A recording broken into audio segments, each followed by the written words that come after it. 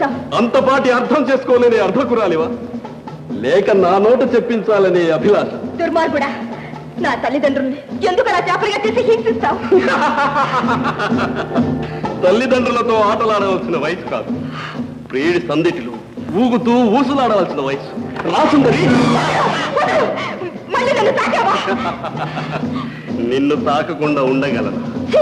మూర్ఖుడా, నా మనసు ఎప్పుడో ఇంకొకరికి అంకితం అయిపోయింది.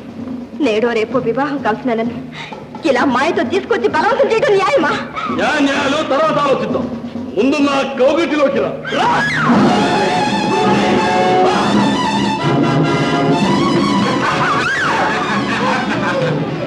ఆకాశంలో ఈ రుధిరాక్షని కౌగిలి విశాలం, ఎక్కడికి వెళ్ళినా తప్పించుకోలేదు.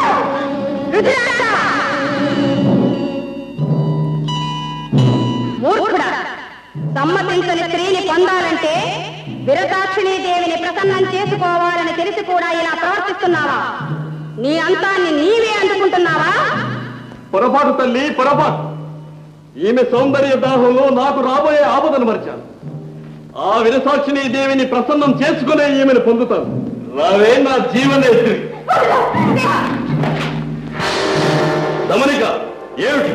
తండ్రి దృష్టి సాధించడానికే యశోవర్ధనుడు బయలుదేరా.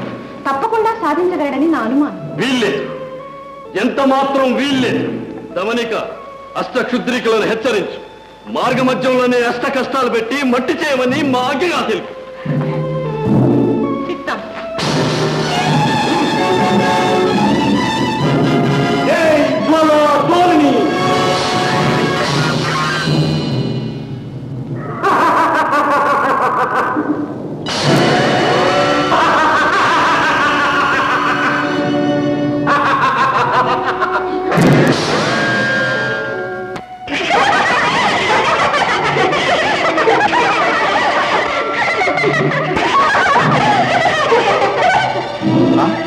ఏమిటి విచిత్రం?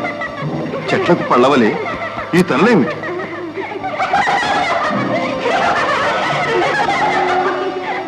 అందగాడా, నన్ను అందుకోగలవా? చిన్నవాడా, నన్ను తాకగలవా? అనుమానం తీరాలంటే ఒక్కసారి తాకి చూడు.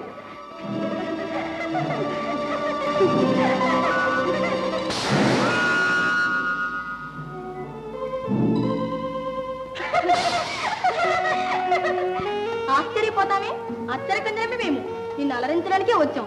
నీకు నచ్చిన దానిని, నీ మనసు మెచ్చిన దానిని మాలో ఎవరినైనా సరే ఎన్నుకో. మీలో ఏ ఒక్కరినో ఎన్నుకుంటే మిగిలిన వారికి అన్యాయం చేసినట్టు కాదు?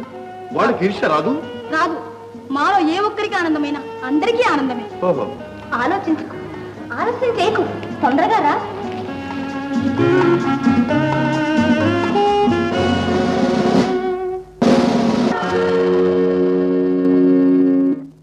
ఏమిటి విచిత్రం?